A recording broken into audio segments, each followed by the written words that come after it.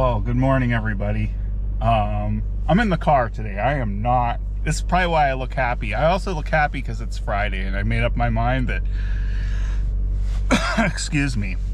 I made up my mind that even if today sucks, it's Friday. I get to sleep in tomorrow and spend a whole day inside with my family.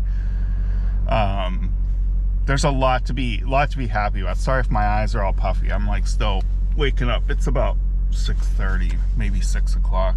I got up at 5, drank 2 cups of coffee, so I'm a little wound up.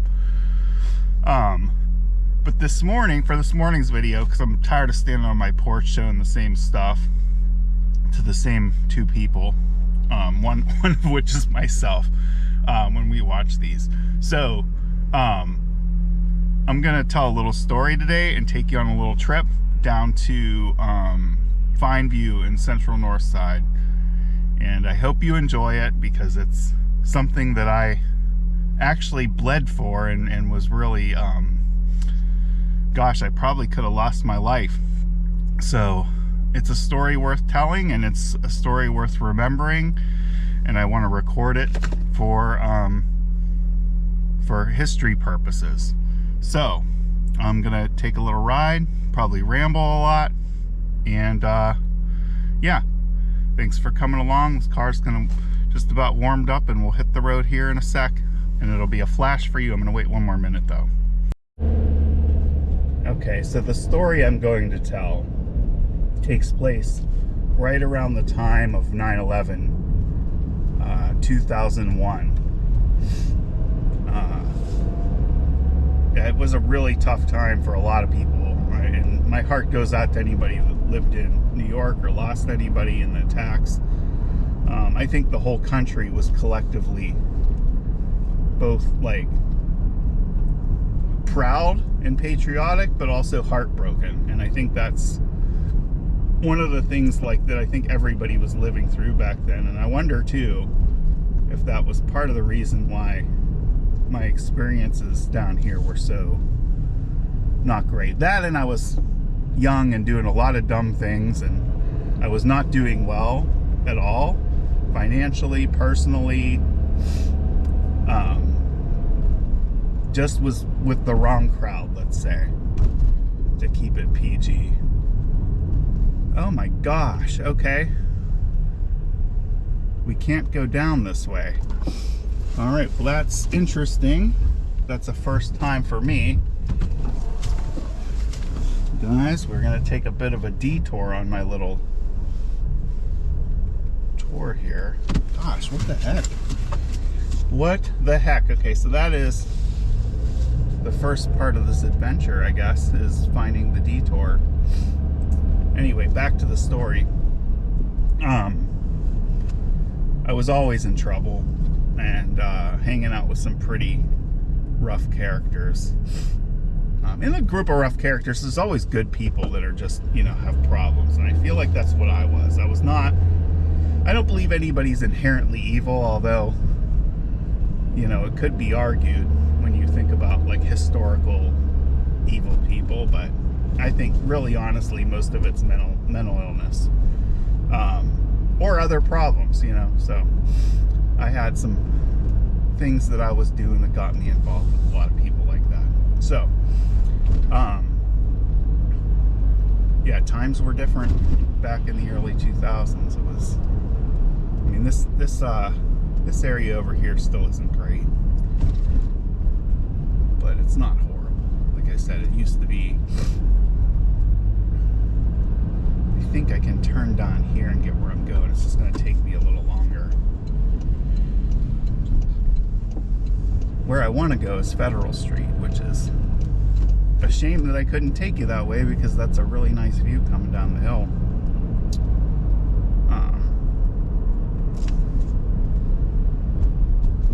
So yeah, I'm gonna get you over there, and then I'll complete this little story. I feel like I'm just gonna chew your ears off about nothing if I don't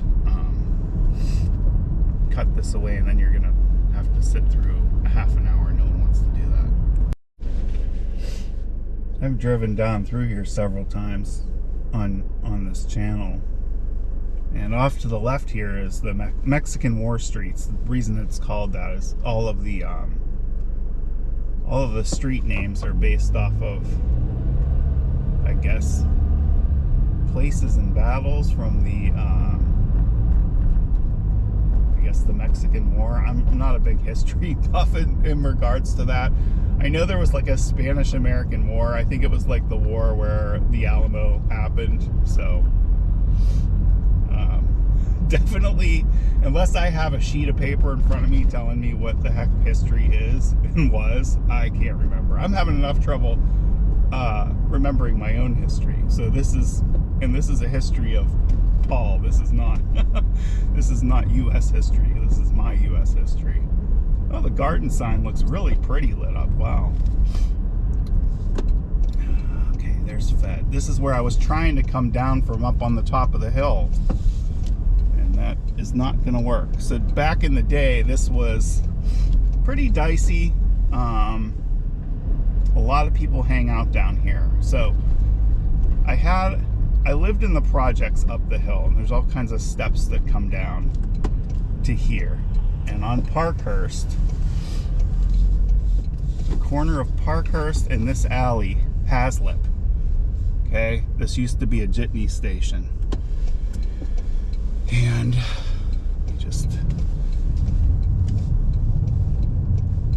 this jitney station was where a lot of people hung out.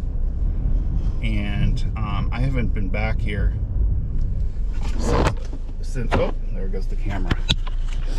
I haven't been back here since '01, and I'm gonna get out real quick because I haven't set foot in this alley since this happened. Not a bad time to do that. Okay, it was right here. So I lived in the projects up the hill that way. There was a gentleman here that ripped me off for some money. I came down here. All the jitney people were here. There was a big crowd of people. I confronted him, and this was a guy that was supposedly my friend. He stole a bunch of stuff off of me, so I came down here to confront him. It was gone already. He probably smoked it. And anyway, we started scuffling right in here, and he pulled out a steak knife, like one of those cheap ass ones you get at Big Lots with a vinyl plastic handle, and was trying to stab me, and I'm holding the knife back. And I didn't think I didn't get it off him. There was a crowd of people that gathered here, and I don't even know if the guy liked me or if he wanted to watch a fair fight, but I was holding it back. He pried his fingers off and threw the knife up on the roof for me. So I punched the guy. He fell down. I'm not a fighter. I suck at it.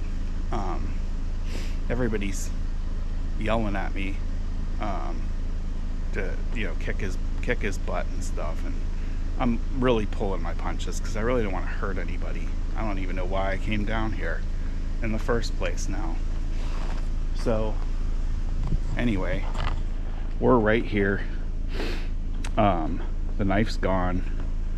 I feel like I'm starting to win, and I hear somebody behind me say something like, "That's my cousin," and clunk, off the back of my head, a bottle smacks off my head, shatters on this wall, and I start bleeding profusely. Still up, but my ears are ringing. Obviously I have a concussion.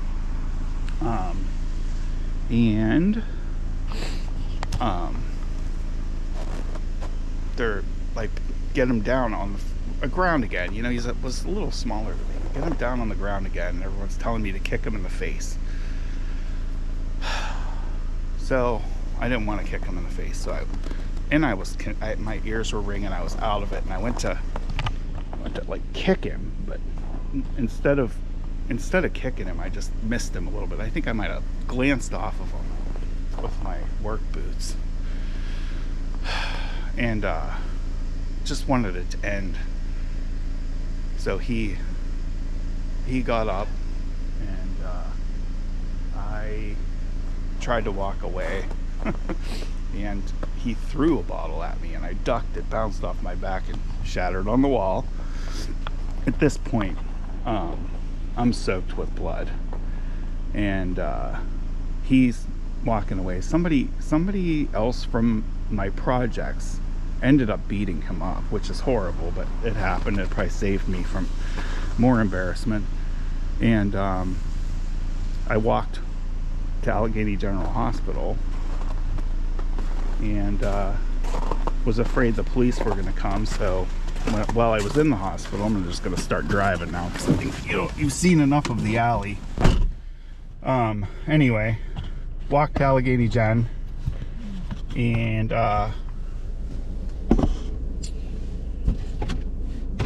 decided that it was a bad idea to stay at the hospital because I didn't want the police to come.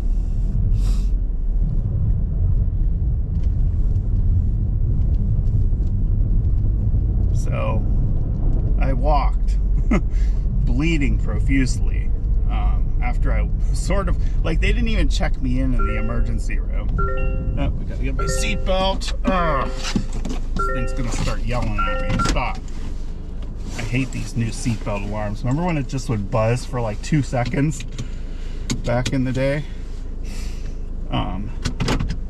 Anyway, yeah, so I walked back these alleys and stuff, scaring the crap out of kids, because I probably looked like I got shot. And in fact, when I got back up to my apartment, up the hill here, so it's this hill, I'm gonna have to turn around again, but essentially from the hospital I walked back over this way, came up this hill, and maybe I'll show some of the city steps, but like all like around the city, but like there's where our city steps are up here. Okay, there's steps back to my right, back that way in the alley, and then there's steps up here. I can't now remember which set of steps I took to get back up to my place, just to get cleaned up. And I had a pretty big gash in the back of my head. Anyway, it makes me cringe thinking about it, actually. So anyway, I'm gonna flip around here. The projects are up the hill, right on the right here. Actually, they've got a pretty prime time location. This area, this neighborhood is called Fineview for a reason. So gosh, this poor guy on his bike.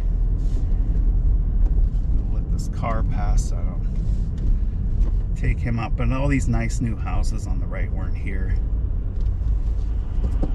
They've done a lot of redoing of the stuff down here. Anyway,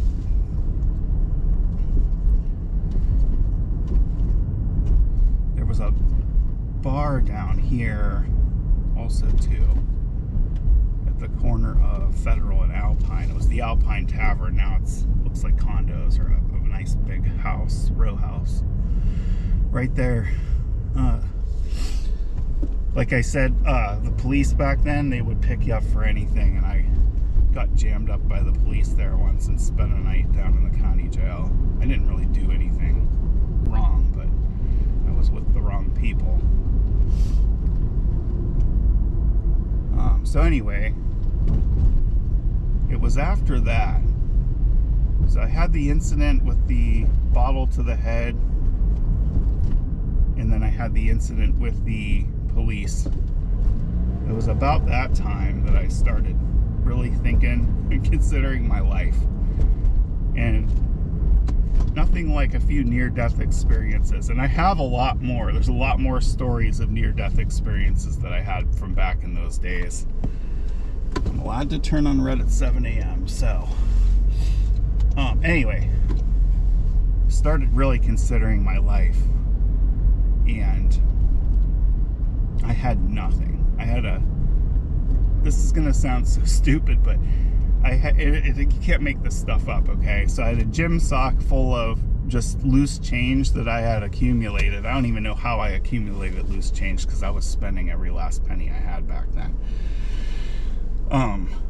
Walked downtown, and I grew up out in the country, so I was trying to get back to a place where I knew I could camp out, away from all the craziness down here. But I needed to get out there, and nobody would drive me anywhere. Anybody that I was friends with didn't have a car. Nobody that I used to know that was doing well for themselves wanted to have anything to do with me. So I found there was a bus that would run from Pittsburgh to Butler called the Myers bus. I think they still run, but it was one of those deals where if you were on the side of PA Route 8 going north to south, you could wave the bus down, pay a little bit of money, and they would take you to Pittsburgh or Butler, depending on which side of the street you were on. I found the bus. They used to park down by the Greyhound station, and it was always like retirees and like older folks driving the bus. You know, your classic salt of the earth people, depending on what kind of mood they were in. You know, like when you get old, you're either in a good mood or a bad mood. I don't know if there's any in between once you get a little older. You just don't have time to fake it, I guess. But I caught the guy in a good mood, I guess, and I said, hey, all I have is this sock full of change. I'll give you the whole thing if you could please, please, please, with tears in my eyes, could you please just get me out of Pittsburgh? Okay? Just get me out of here, because I'm gonna either cause harm to myself or somebody else is gonna cause harm to me, because I just can't seem to get my life straight. And he, you know, he didn't even take the sock. He's like, just come on. Nothing. I mean, I don't blame him now looking back. I'm like, oh, he didn't even want the money. He didn't want to touch my nasty old sock.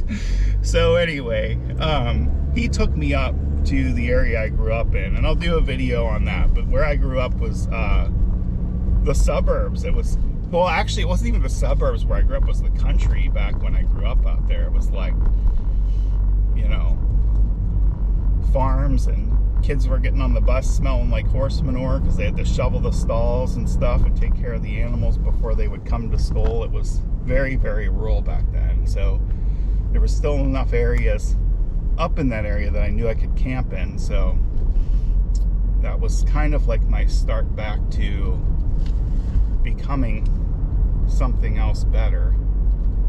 And I think God must have taken notice, or, you know, mercy on me, and he decided that, you know, my wife was the right person to enter my life, and she did, and it's all been, as they say, it's all been gravy from there. Like, she saved my life, and I made a commitment that I would always take care of her. So to this day, it's that was over 20 years ago. So that was 22, it'll be 22 years in September that I met her, and she changed my life. I changed my life. I started going back to school. I've got 4 certifications in medical coding, which I don't really enjoy these days, but I can do it. And I also completed a master's degree. So it was like a steady climb back up. So I'm able to take care of my family and my wife, and I'll never stop doing that. I will take care of her to the day she dies, even if she decides that, and she, God forbid I ever lose her, like she'll never leave me. But even if she did, I would make sure she was okay for the rest of her life, the rest of my life. So that's my little story. You know, I could probably tell a little bit more. I mean, some of it's really raw. I've never put this out there because it was something that, I don't know, I was kind of embarrassed about it, but if I don't talk about it, I feel like all of the stress that I'm under for work, it just gets magnified. And then I realized, like, wait a minute, like, dude, you like didn't have anything. You know, like, I lost everything in my life, everything, and I was living in the woods for, I want to say 3 weeks, and then working at Taco Bell. And I think God gave me some bridge people, you know, to help me out before my wife came along. And they weren't exactly, they were good people, but they were also still kind of on the fringe, you know. But flip you around here so you can see the scenery. I'm just like probably a dark silhouette on here. Anyway, the people, is what I was saying, is like, you're just not living the same world. Like, you could be in the same exact neighborhood to your next door neighbor, and your life, if you're kind of mixed up on the sort of the areas that are frowned upon, let's say, and the dark side of life, it is like Stranger Things. It's exactly like Stranger Things, actually. I think Stranger Things is a good metaphor for people that have issues like gambling addictions, drug addictions, anything that's exposing you to illicit activities. It's different. It's just different. Even I feel like even without drugs, the chemical composition of your brain is different. So your view of the world's different. So yeah, that's this morning's story that I've been thinking about. I don't know why I woke up thinking about it. I had dreams last night about different things, so hopefully getting this out of my head is gonna prevent me from having any bad dreams about anything, which is really weird that I had the dreams. I think it's just this cold weather. Anyway, so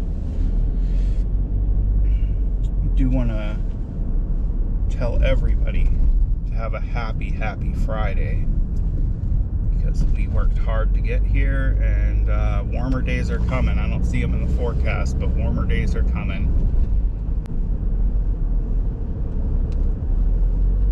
Let's see. I know I'm just rambling a bit. Sometimes my brain moves faster than I can talk, and I think sometimes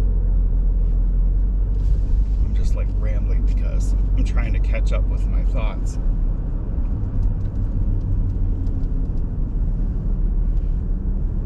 So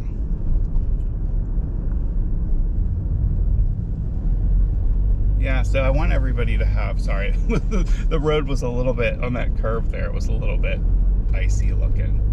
I want everybody to have a great day. I'm gonna see you tomorrow, and tomorrow's Saturday. Maybe I'll get some daylight footage. It's 1 degree warmer today than it was yesterday, so we got, actually I think it was 2 degrees warmer. It was 3 degrees yesterday. Today it's 5 degrees, so that is a plus. I'll take every little increment of warmth that I can get in this winter. This has been a tough one. Hopefully by the time this happens again, I can convince the family to move to Florida or somewhere in proximity.